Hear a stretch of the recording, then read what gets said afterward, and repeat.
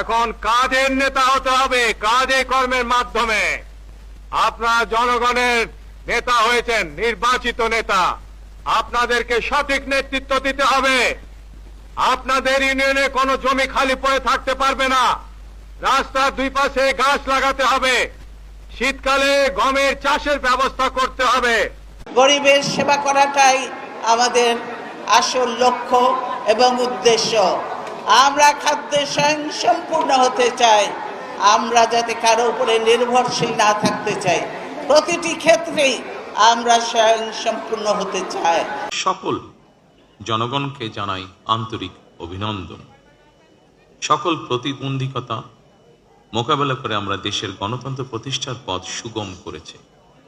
ফ্যাসিবাদের রেখে যাওয়া ভঙ্গুর অর্থনীতি, অকার্যকর করে দেওয়া সাংবিধানিক এবং বিধিবদ্ধ প্রতিষ্ঠান এবং দুর্বল আইন শৃঙ্খলা পরিস্থিতি, এমন একটি পরিস্থিতির মধ্যে দিয়ে আমরা যাত্রা শুরু করতে যাচ্ছি। জাতীয় নির্বাচনে অংশগ্রহণকারী প্রতিটি রাজনৈতিক দলকেও আন্তরিক অভিনন্দন জানাই। গণতান্ত্রিক রাষ্ট্র এবং রাজনীতিতে রাজনৈতিক দলগুলো মূলত গণতন্ত্রের বাতিঘর। সরকার এবং বিরোধী দল যে যার অবস্থান থেকে দায়িত্বশীল ভূমিকা পালন করলে অবশ্যই দেশে গণতন্ত্র প্রাতিষ্ঠানিক রূপ পাবে বলে আমরা দৃঢ়ভাবে বিশ্বাসী। ইস্তফার আলোকে ঘোষণা করা হয়েছে দলীয় ইশতেহার। একই সঙ্গে কয়েকটি বিষয়ে নোট অফ ডিসেন্ট দিয়ে বিএনপি জুলাই সনদেও স্বাক্ষর করেছে। আমরা জনগণের কাছে প্রতিশ্রুতিবদ্ধ, প্রত্যাশিত প্রতিটি অঙ্গীকার পর্যায়ক্রমিকভাবে বাস্তবায়ন করব ইনশাআল্লাহ। যে কোনো মূল্যে অবশ্যই শান্তি এবং শৃঙ্খলা বজায় রাখতে হবে।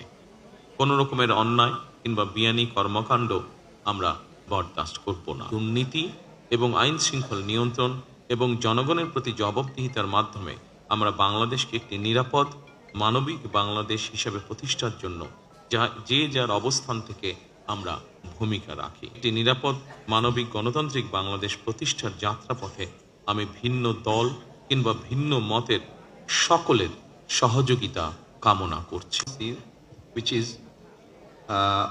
the interest of Bangladesh and the interest of Bangladeshi people comes first.